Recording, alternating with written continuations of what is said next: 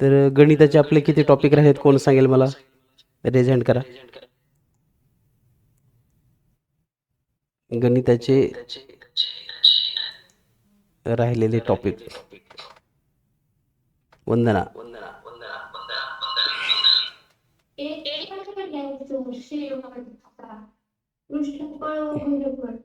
झाला ना तो टॉपिक बाळा, केला आपण अपलोड पण ॲपमध्ये. अपेक्षा.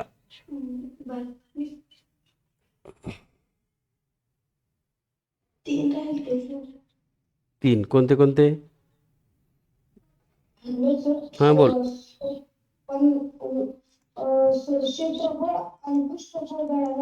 झाला ना बाळा, ते अगोदर घेतलंय आपण सगळ्यात शेवटकडूनच महाग आलो होतो. कुणाला माहिती आहे निश्चित? हा विषय मॅरेथॉनचा नाही, तर हा विषय आहे आपण जे क्लासमधले टॉपिक घेतो त्यामध्ये. तर चलन, सूट व कमिशन, चक्रवाढ व्याज हे धडे आपले राहिलेले आहेत. तर आज आपण ह्या तिन्ही धड्यांचे सर्व सूत्र, यावरचे महत्त्वाचे प्रश्न आणि तुम्ही पुस्तकातले सर्व प्रश्न सोडवून घ्या आणि काही डाऊट असेल तर तुम्ही त्याचे फोटो ग्रुपवर टाका, म्हणजे त्याचे स्पष्टीकरण मी तुम्हाला पाठवेन.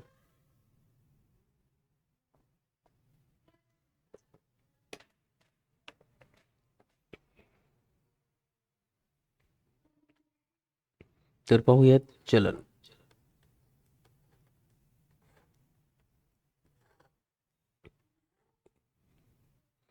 तर चलनाचे दोन प्रकार आहेत.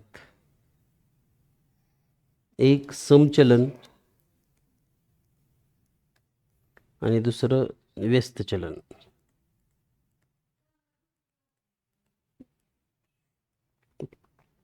समचलनामध्ये एक राशी वाढली की त्याची संबंधित राशी वाढते.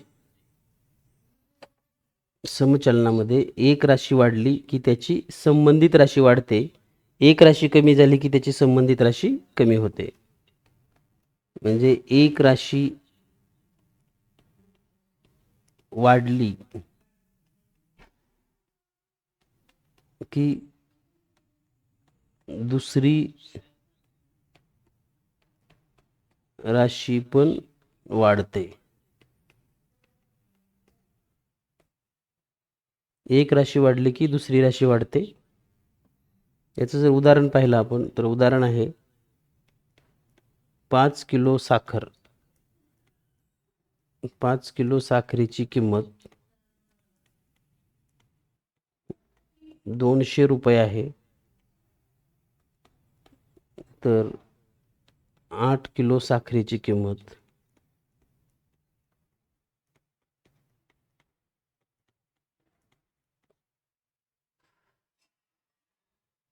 320 रुपये होते. आता पहा, या उदाहरणामध्ये तुम्हाला लक्षात आलं असेल 5 किलो साखर होती, त्याची किंमत 200 रुपये आहे. 8 किलो झाली तर त्याची किंमत वाढलेली आहे. म्हणजे एक राशी वाढली की दुसरी राशी वाढते. अशा पद्धतीची उदाहरणं हे समचलनामध्ये असतात. जर साखर तुम्ही कमी घेतली तर किंमत पण कमी होईल, किंवा तुमच्याकडे पैसे कमी असतील तर साखर कमी येईल, पैसे जास्त असतील तर साखर पण जास्त येईल. तसंच आता व्यस्त चलनामध्ये जर पाहिलं,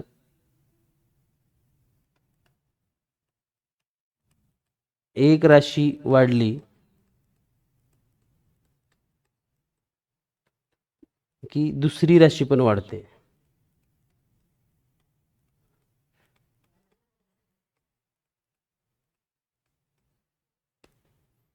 एक राशी वाढली की दुसरी राशी वाढते,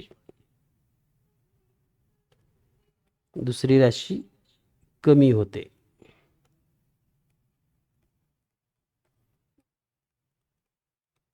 मग अशी उदाहरणं कुठं असतात?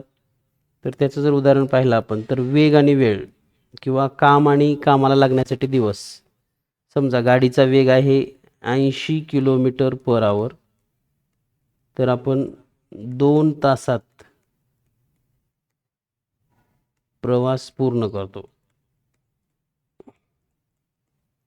जर आता गाडीचा वेग 40 किलोमीटर पर आवर केला तर आपल्याला 4 तास प्रवासासाठी लागतील. तर या उदाहरणामध्ये काय झालं, वेग कमी झाला की वेळ वाढला, म्हणजे एक कमी झालं की दुसरं वाढतं. अशी उदाहरणं जी असतात त्याला आपण व्यस्त चलनाची उदाहरणं असं म्हणतो. तर हे व्यस्त चलन आणि हे समचलन आणि त्यांची उदाहरणं तुमच्या लक्षात आली असतील. ठीक आहे. तर अशी वेगवेगळी उदाहरणं परीक्षेत पण येऊ शकतात की हे उदाहरण कोणत्या चलनाचं आहे, समचलन आहे का व्यस्त चलन आहे. तर त्यावेळेस काळजीपूर्वक तुम्हाला सोडवता येणं गरजेचं आहे. आपण याची मांडणी कशी केली जाते ते समजून घेऊयात. सुरुवातीला एक समचलनाचं उदाहरण आणखी एक आपल्याला जाणून घ्यायचं आहे. तर या समचलनामध्ये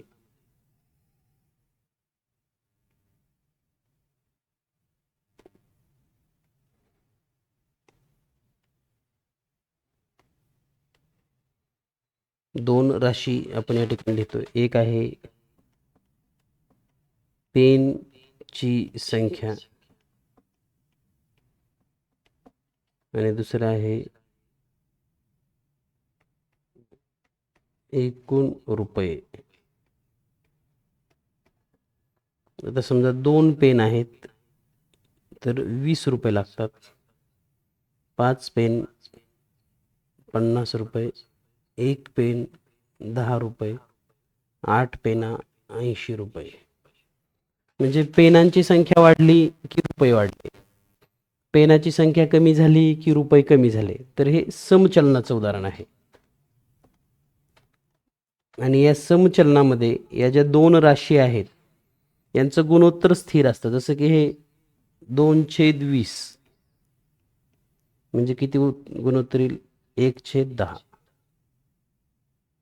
त्यानंतर 5/50 याचं गुणोत्तर 1/10.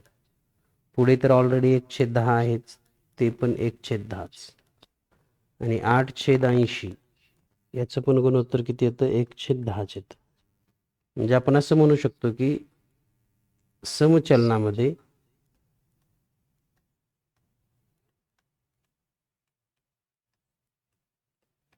दोन राशींचे गुणोत्तर आणि हे जे गुणोत्तर स्थिर असतं यालाच स्थिरांक असे म्हणतात. गुणोत्तराला स्थिरांक असे म्हणतात.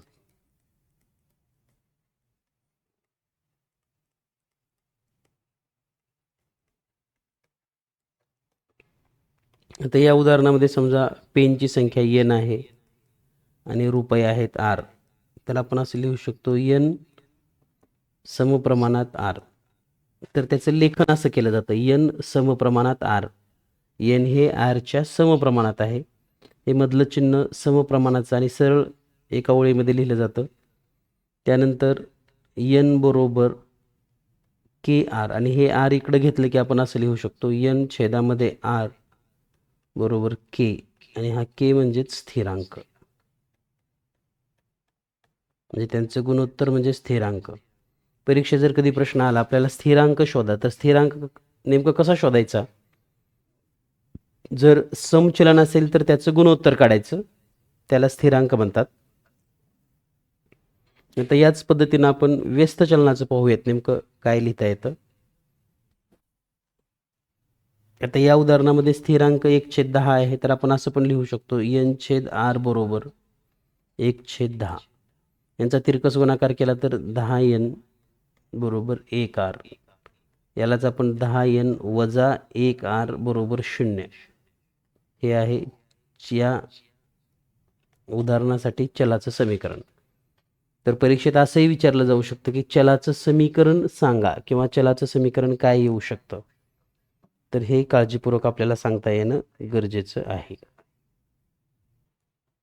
तर वेग म्हणजे v आणि वेळ लागणारा टाईम t. वेग आहे 80 किलोमीटर, वेळ लागतो 2 तास. वेग 40 गेला की 4 तास वेळ लागतो. वेग जर 20 केला तर 8 तास वेळ लागतो. वेग 160 केला तर 1 तास वेळ लागतो. असंच उदाहरण तुम्ही कामगारांचं पण घेऊ शकतात. म्हणजे समजा कामगाराची संख्या वाढवली तर दिवसांची संख्या कमी होते या पद्धतीने. तर आता यामध्ये जर आपण निरीक्षण केलं तर यांचा गुणाकार सारखा असतो, म्हणजे 80 गुणिले 2 बरोबर 160, 40 गुणिले 4 बरोबर 160, 20 गुणिले 8 बरोबर 160, 160 गुणिले 1 बरोबर 160. आणि म्हणून आपण असं लिहू शकतो, व्यस्त चलन मध्ये दोन राशींचा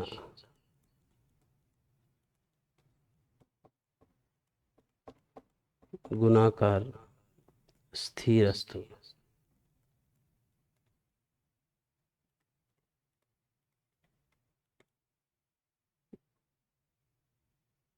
म्हणजे या ठिकाणी व्ही आणि टी याला मांडत असताना व्ही व्यस्त चलनामध्ये म्हणून 1/टी असं लिहिलं जातं, लक्षात घ्या. व्यस्त चलनामध्ये लिहिल्याचं म्हणजेच दुसरी राशी ही व्यस्त करून लिहिली जाते. आणि हेच व्ही बरोबर के गुणिले 1/टी. तर या ठिकाणी हे व्यस्त चिन्ह घालवण्यासाठी आपण स्थिरांक के घेतो. आता हे छेदातलं टी इकडं गुणाकारामध्ये येतं आणि समीकरण तयार होतं व्ही टी बरोबर के, आणि के आहे स्थिरांक.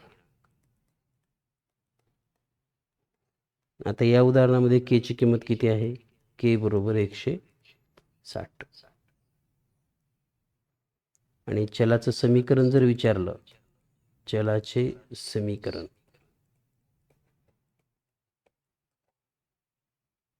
तर व्ही टी बरोबर 160 हे या चलाचं समीकरण आहे.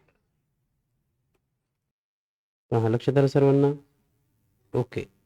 तर आता यावर परीक्षेत उदाहरणं कशी येतात तसं एक उदाहरण घेऊयात आणि मग आपल्याला पुढचा टॉपिक सुरू करता येईल.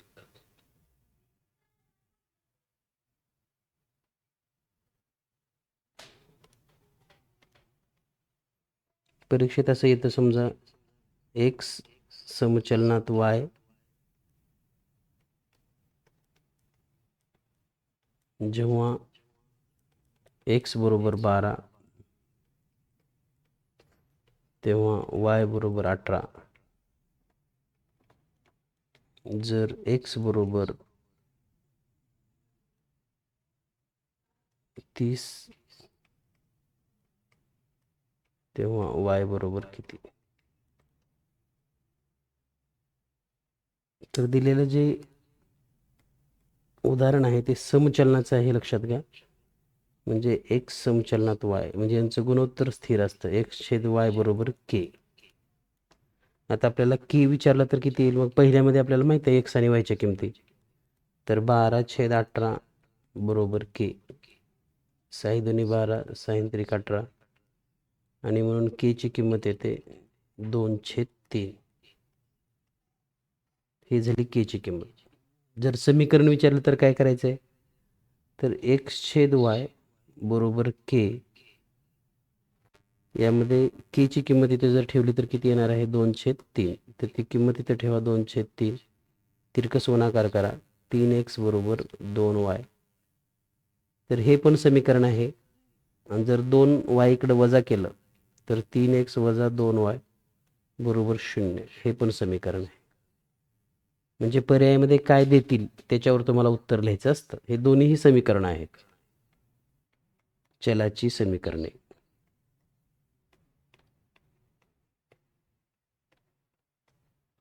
हा आहे स्थिरांक. म्हणजे वरील उदाहरणावरून ही माहिती आपल्याला विचारू शकतात. स्थिरांक लिहा, समीकरण लिहा, किंवा आता वायची किंमत काढायची. तर आपण x/y बरोबर 2/3 लिहिलं, तर इथे x ची किंमत ठेवून द्या 30. 30/y बरोबर 2/3. आता या ठिकाणी जर तिरकस गुणाकार केला तर काय होईल? 30 गुणिले 3 बरोबर 2 गुणिले वाय. आता हे 2 इकडं भागाकारामध्ये येईल, म्हणजे 30 गुणिले 3 छेदामध्ये 2 बरोबर वाय. बे एक बे, बे एक बे, बेपंचे 10 15 गुणिले 3 म्हणजे 45 म्हणजे वायची किंमत येईल 45. तर या पद्धतीनं एका उदाहरणामध्ये 3 वेगवेगळी उत्तरे विचारू शकतात. पहिलं स्थिरांक काढा किंवा समीकरण लिहा किंवा एक्स किंवा वायची किंमत शोधणे. तर या पद्धतीनं हा कन्सेप्ट आपल्या लक्षात येईल. यानंतर व्यस्त चलनाचं पण असंच आहे. व्यस्त चलनाचं उदाहरण दिलं जातं. जसं की आपण पाहूयात या ठिकाणी ए व्यस्त चलनात 1/b आहे. ए बरोबर 10 तेव्हा बी बरोबर 40. जर ए बरोबर 25 असेल तर बी बरोबर किती? आता हे व्यस्त चलनात आहे म्हणजे काय? ए व्यस्त चलनात बी म्हणजे यांचा गुणाकार स्थिर असतो म्हणजे ए बी बरोबर के. तर ए माहिती आहे तुम्हाला 10, बी माहीत आहे 40 बरोबर के आणि म्हणून के बरोबर 400.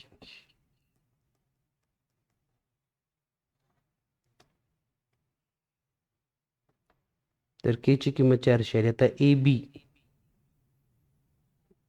बी बरोबर 400 हे झालं समीकरण. हा आहे स्थिरांक, हे आहे समीकरण. आता आपणास बी ची किंमत काढायची आहे. तर ए बी बरोबर 400 माहिती आहे. ए ची किंमत आपण इथे ठेवूयात 25 गुणिले बी बरोबर 400 म्हणजे बी बरोबर 400 भागिले 25. जर हा भागाकार केला तर बी ची किंमत येते 16.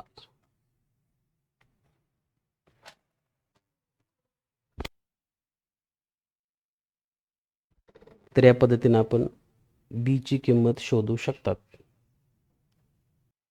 तर आपल्याला सरळ व्याज काढायचं सूत्र माहिती आहे. सरळ व्याज बरोबर मुद्दल गुणिले दर गुणिले कालावधी भागिले 100. यालाच आपण म गुणिले द गुणिले क छेदामध्ये 100 असं लिहितो. हेच इंग्रजीमध्ये लिहिलं तर एस आय बरोबर P into N into R छेदामध्ये 100. पी म्हणजे प्रिन्सिपल, एन म्हणजे नंबर ऑफ इयर आणि आर म्हणजे रेट. तर हे आहे सरळ व्याज. आता चक्रवाढ व्याज काढत असताना चक्रवाढ व्याज ही संकल्पना आधी समजून घेऊयात. तर चक्रवाढ व्याजामध्ये व्याजावर व्याज लावलं जातं, त्याला आपण चक्रवाढ व्याज असं म्हणतात. काही मुद्दे लक्षात घ्या. पहिल्या वर्षीचे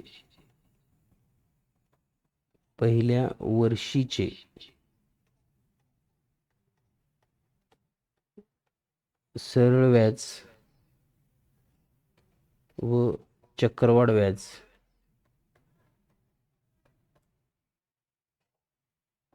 समानच असते.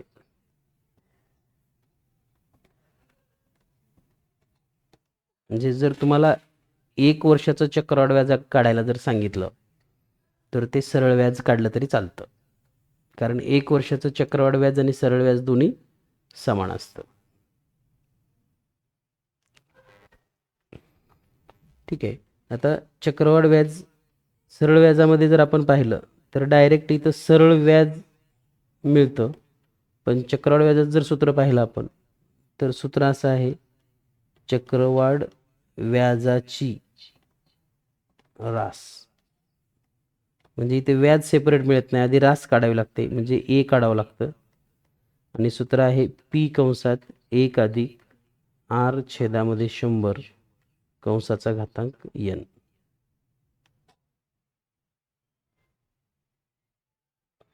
तर आता चक्रवाढ व्याजाची रास ए बरोबर जर आपल्याला फाइंड आउट करायचं असेल आणि मग चक्रवाढ व्याज काढायचे, समजा चक्रवाढ व्याज फक्त, तर हे जी रास आलेली आहे या रासमधून मुद्दल वजा करायचं.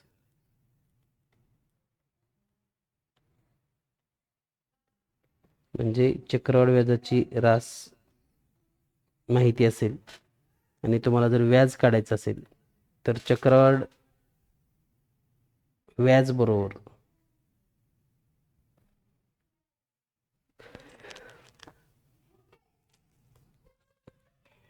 ए वजा पी अमाऊंट मायनस प्रिन्सिपल या पद्धतीनं सूत्र वापरू शकतात. आता सर्वांना सरळ व्याज तर काढता येतं, पण चक्रवाढ व्याज कसं काढायचं हे आपण समजून घेऊया. समजा 2 वर्षाचं चक्रवाढ व्याज काढायचं आहे.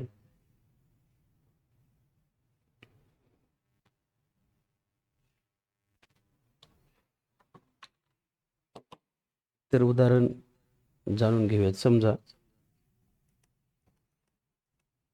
20,000 रुपये मुद्दलाचे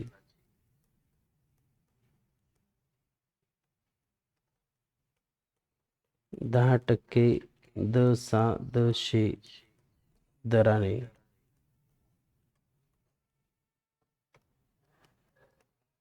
2 वर्षाचे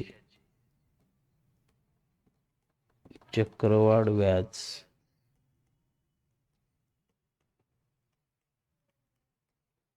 किती रुपये होईल?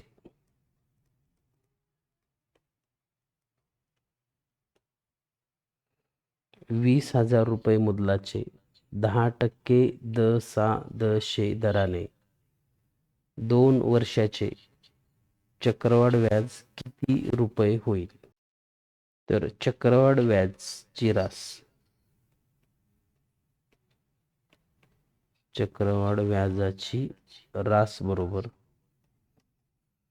सूत्र पी कंसात 1 अधिक आर छेदामध्ये 100 कंसाचा घातांक n. तर हे पी आहे 20,000 रुपये, 1 अधिक आर आहे 10 छेदामध्ये 100 कंसाचा घातांक 2, कारण 2 वर्ष आहेत म्हणून. तर हे 20,000 गुणिले, आता हे 100 आणि 1चा गुणाकार केला जातो. 100 1 100 आणि अंशातलं 10 अधिक करायचं म्हणजे काय होईल? 110 छेदामध्ये 100 कंसाचा वर्ग. हे 10 10 कटेल. म्हणजेच पुढे आपण जर पाहिलं तर हे 20,000 गुणिले 11/10 गुणिले 11/10. 0 0 कटेल, 0 0 कटेल.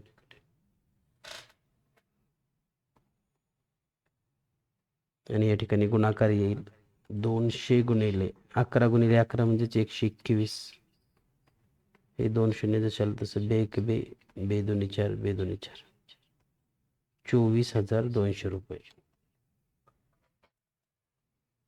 ही चक्रवाढ व्याजाची रास आहे.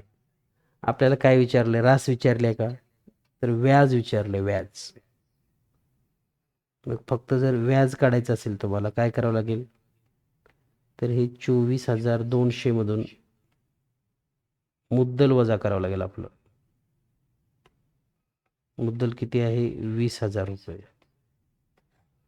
आणि उत्तर येईल 4,200. तर या पद्धतीनं चक्रवाढ व्याज किती येणार आहे? 4,200. आणि रास जर विचारली तर 24,200 रुपये. तर हे गणित लक्षात ठेवा.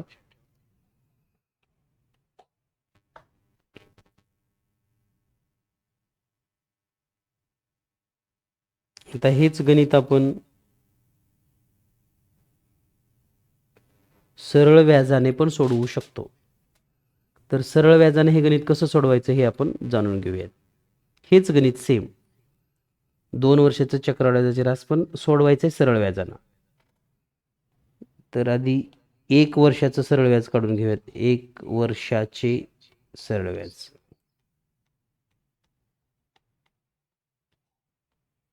तर सूत्र काय असणार आहे?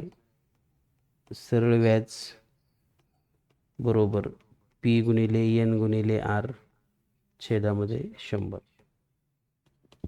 20,000 रुपये मुद्दल आहे. वर्ष एकच घ्यायचं आहे आपणास.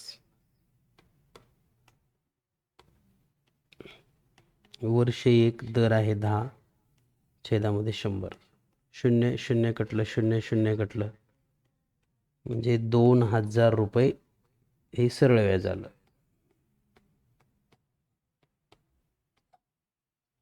एका वर्षाचं सरळ व्याज किती आलं? 2000 रुपये.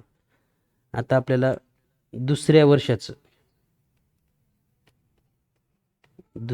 वर्षाचे सरळ व्याज काढायचे.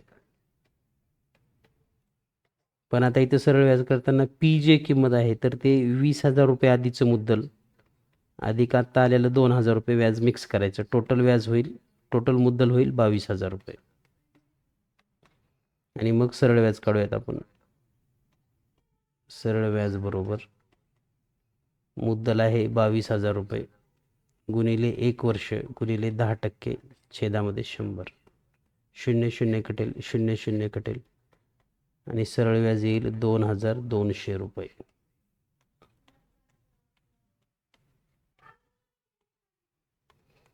तर पहिल्या वर्षीचं सरळ व्याज किती आहे? 2000 रुपये. दुसऱ्या वर्षीचं किती आहे? 2200. मग एकूण जे व्याज होतं त्याला आपण चक्रवाढ व्याज असं म्हणतो. एकूण चक्रवाढ व्याज म्हणजे पहिल्या वर्षीचं 2000 अधिक दुसऱ्या वर्षीचं 2200 रुपये, टोटल येतं 4200. जे आपण आता चक्रवाढ व्याजाच्या सूत्रानं काढलेलं आहे. पहा, दोन्हीमधला फरक लक्षात घ्या. पहिलं जे व्याज काढले ते चक्रवाढ व्याजाचं सूत्र वापरून काढलं होतं. आता जे व्याज काढलेलं आहे म्हणजे चक्रवाढ व्याज हे डायरेक्ट चक्रवाढ व्याजाची रास या सूत्रानं पण निघतं. आणि जर हे सूत्र नाही सोडवता येत असेल तुम्हाला तर मग पहिल्या वर्षीचं व्याज काढायचं, ते मुद्दलामध्ये मिक्स करायचं, पुन्हा दुसऱ्या वर्षीचं सरळ व्याज निघतं. दोन्ही मिळून एकूण चक्रवाढ व्याज होतं. लक्षात घ्या.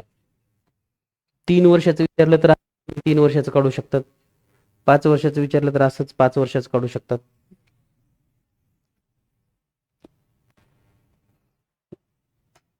आणि चक्रवाढ व्याजाच्या सूत्राचा वापर लोकसंख्या वाढीचं उदाहरण सोडवण्यासाठी होतो. लक्षात घ्या. म्हणजे समजा शहराची लोकसंख्या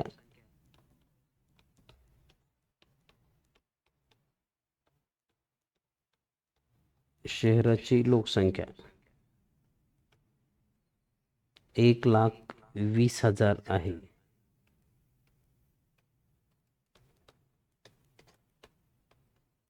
जर लोकसंख्या वाढीचा दर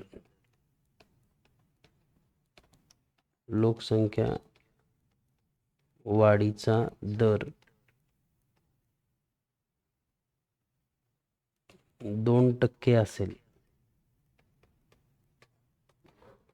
तर 2 वर्षानंतर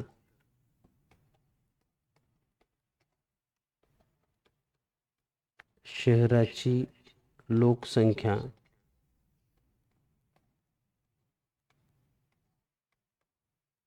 किती होईल?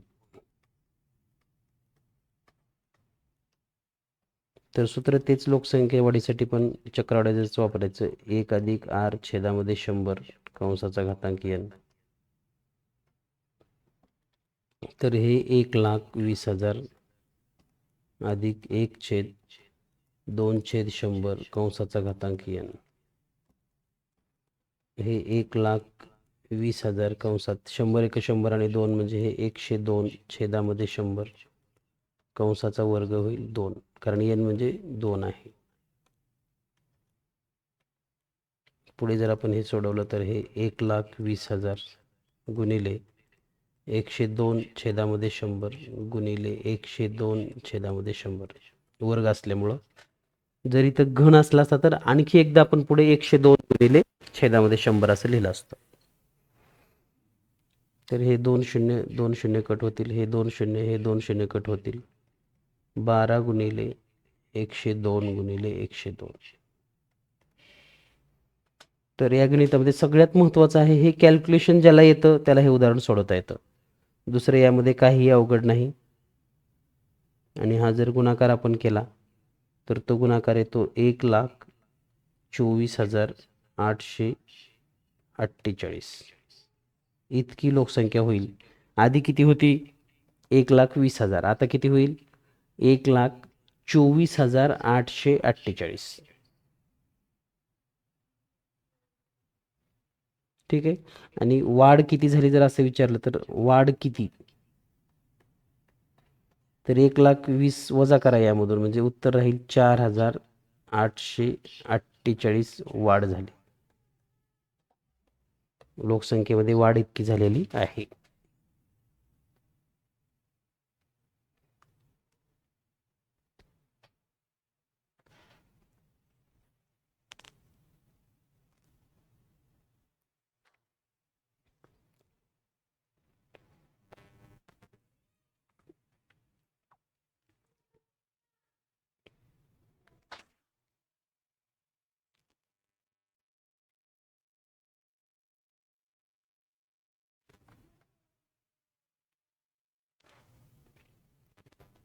यानंतर पाहूया आपण पुढील प्रश्न.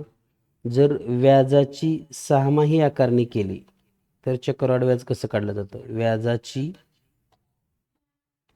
सहामाही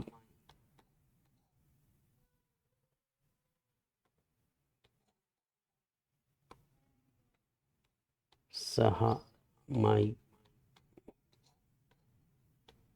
आकारणी. तर ही सहामाही आकारणी म्हणजे काय? तर व्याज काय करायचं, वर्षाला न आकारता 6 महिन्याला व्याज आकारायचं, पुन्हा मुद्दलामध्ये मिक्स करायचं आणि पुढच्या 6 महिन्याचं पुन्हा व्याज काढायचं वेगळंच. त्याला म्हणायचं सहामाही आकारणी. तर त्याचे एक उदाहरण पाहूया. समजा आपण 40,000 रुपयाचे 10% दशांशे दराने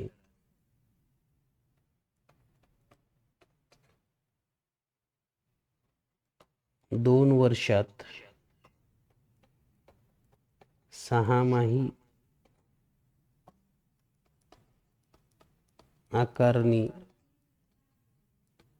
करून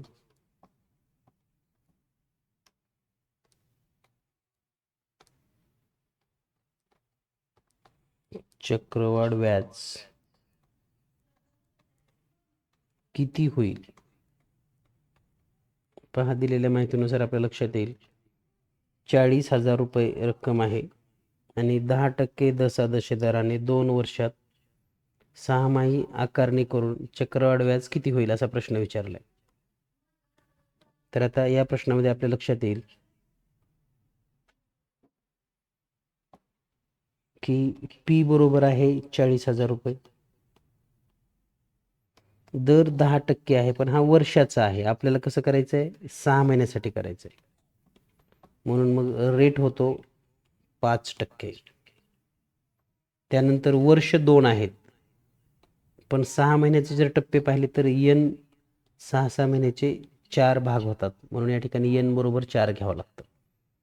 तर हे बदल होणं अपेक्षित आहे. म्हणजे जे व्याज आहे ते निम्म होतं आणि वर्ष जे दिलेत त्याच्या दुप्पट होतात. 1.5 वर्ष दिलं तर 6 महिन्याचे 3 टप्पे होतात, लक्षात घ्या. 2 वर्ष दिलं तर 4 टप्पे, 1 वर्ष दिलं तर 2 टप्पे. आणि मग सूत्रामध्ये लिहूयात आपण ए बरोबर पी कंसात 1 अधिक आर छेदामध्ये 100 कंसाचा घातांक n. तर पी आहे 40,000 रुपये कंसात 1 अधिक 5/100 लिहावं लागेल आता इथं, कंसाचा घातांक 4. कारण 4 कुठून आलं? तर 2 वर्षामध्ये 6 महिन्याचे 4 भाग होतात, म्हणून ते 4 घेतले आपण. आणि व्याज वर्षाचं 10% होतं, 6 महिन्याचं 5% केलं. तर पुढे जर आपण हे लिहिलं 40,000 गुणिले, आता हे 100 एक 100 अधिक 5 म्हणजे 105/100 गुणिले 105/100 गुणिले 105/100 गुणिले 105/100. तर तुम्हाला हे कॅल्क्युलेशन या गणितामध्ये एवढंच महत्त्वाचं आहे की कॅल्क्युलेशन ज्याला येतं त्याला ह्याची उत्तर येतात. त्यानंतर हे 2 शून्य 2 शून्य कट होतील, हे 2 शून्य आणि हे 2 शून्य कट होतील, म्हणजे पुढे येईल 4 गुणिले, तर हे 105 गुणिले 105 याचा जर गुणाकार केला तर 11,025 येतो.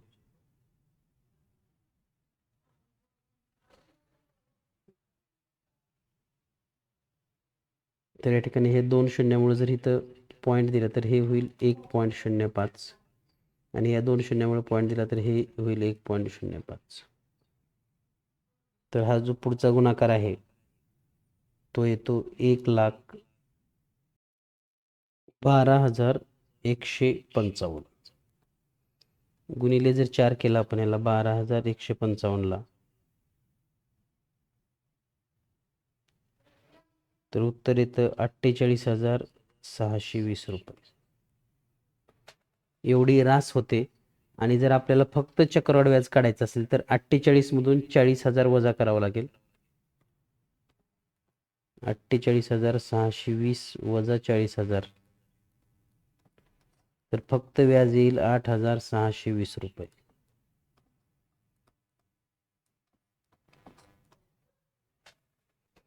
ठीक आहे. तर हे 6-6 महिन्याच्या टप्प्यानं जर व्याज आपण काढलं तर या पद्धतीनं उत्तर शोधावं लागेल. ठीक आहे. तर हे सर्व कन्सेप्ट आपण चक्रवाढ व्याज या भागामध्ये पाहिलेले आहेत. यानंतर पुढील जो आपला टॉपिक आहे तो म्हणजे सांख्यिकी.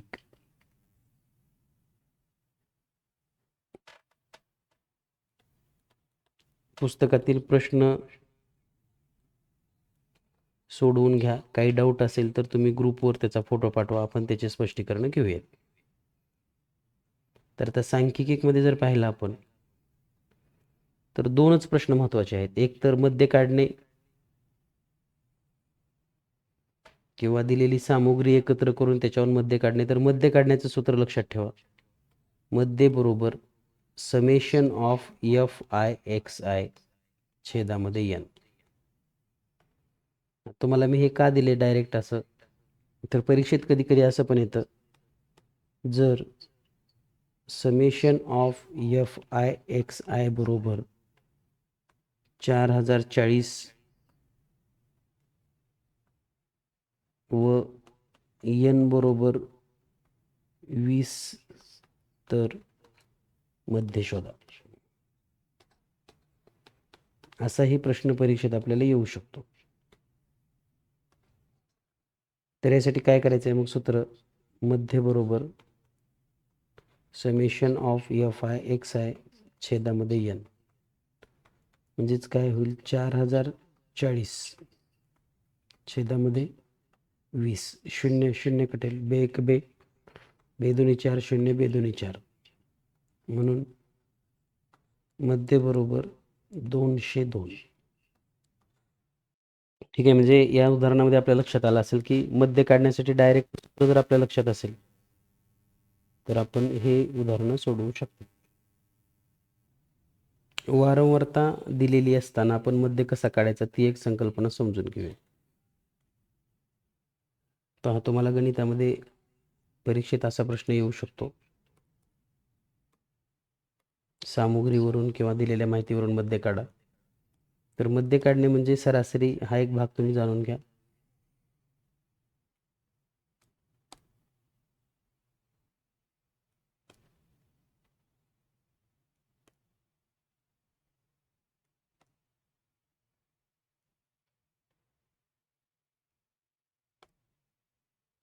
तर या ठिकाणी आहे अपत्य संख्या आणि इथं आहे कुटुंब संख्या. तर अपत्य संख्या समजा 1 2 3 4 5. कुटुंबाची संख्या आहे 17 8 4 4.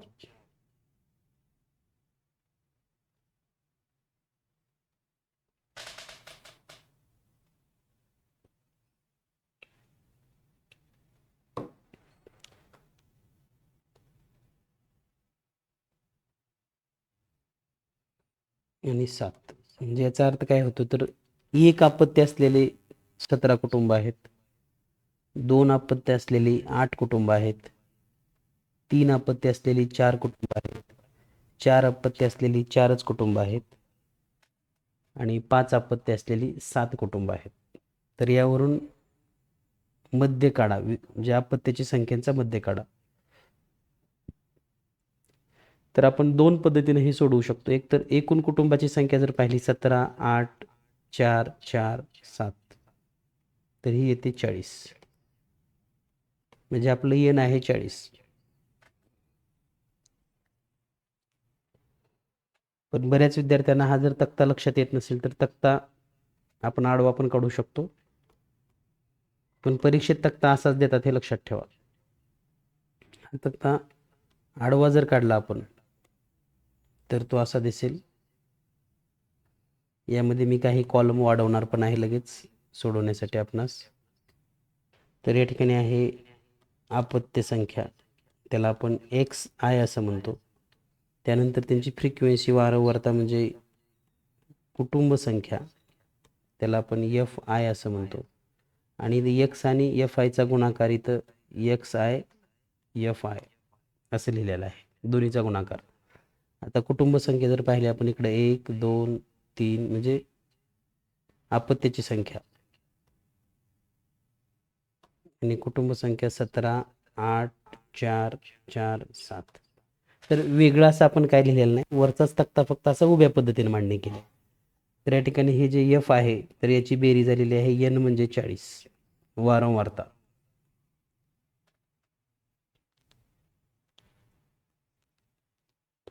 आता पुढच्या रो मध्ये आपल्याला काय करायचं असतं, तर हे जे अपत्य संख्या आणि त्याची वारंवारता दिली त्यांचा गुणाकार 17 1 17, पुढे 82 16, 4 त्रिकोण 12, 4 चौक 16, 7 5 35.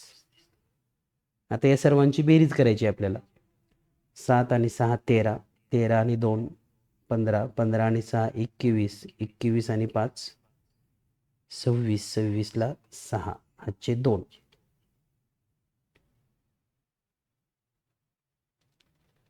त्यानंतर 3 आणि 1 4 5 6 7 आणि 2 9 म्हणजे 96 येईल.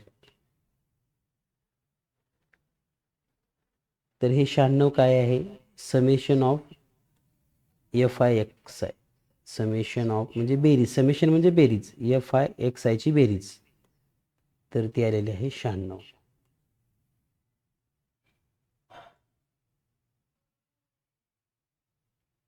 आता ही बेरीज जर 96 आली असेल तर आपल्याला माहिती आहे मध्य काढायचं सूत्र काय आहे, मध्य बरोबर समेशन ऑफ FI छेदामध्ये N. तर समेशन ऑफ FI म्हणजे 96 छेदामध्ये 40. तर हा जर भागाकार केला आपण 4 न भागला तर 4 1 4 0, 4 2 8 1 उरले 4 चौक 16, 24 छेदामध्ये 10 म्हणजेच 2.4. म्हणजे या घरामध्ये सरासरी अपत्य किती आहेत, 2.4. या पद्धतीने आपण हा प्रश्न सोडवू शकतो. तर परीक्षेत मध्य या घटकावर हाच प्रश्न येऊ शकतो, अशा पद्धतीनं तुम्हाला माहिती दिली जाते आणि त्यावरून मध्य काढायचं असतं.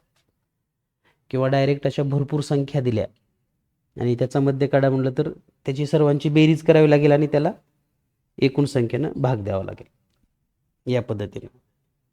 आता तुमचे काही डाऊट असेल तर आपण घेऊयात.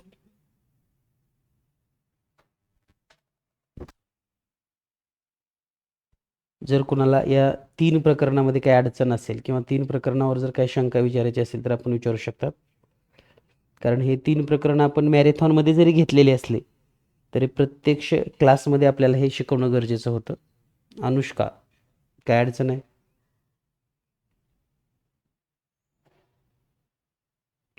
Hello sir. हां बोल. सर तुम्ही चलन या पाठामध्ये पहिलं उदाहरण घेतलं होतं समस्यांचं. हां तर त्याच्या समीकरणामध्ये 10 10n is equal to -1r is equal to 0 कसं काय? 10n बरोबर किती आहे? इथं पहा स्क्रीनवर तुला दिसेल. 10n बरोबर मग आपण समीकरणामध्ये तिकडली बाजू जर इकडे घेतली तर काय करतो? मायनस मग तेच लिहिले आपण 10n वजा 1r बरोबर तिकडे 0 राहिलं मग. Okay sir thank you. आणि इकडलं मायनस तिकडे घेतलं की पुन्हा तिकडं म्हणजे वरच्यासारखं समीकरण मिळेल. 10n बरोबर 1r. Okay sir. चला आणखी कोणाला काय विचारायचं आहे? कारण आता पूर्ण सिलेबस पण आपण कव्हर केलेला आहे आणि मॅरेथॉनमध्ये पण सर्व घटक घेतलेले आहेत. आणि NMSचे सर्व रेकॉर्डिंग व्हिडिओ तुम्हाला उपलब्ध करून दिलेले आहेत ॲपमध्ये.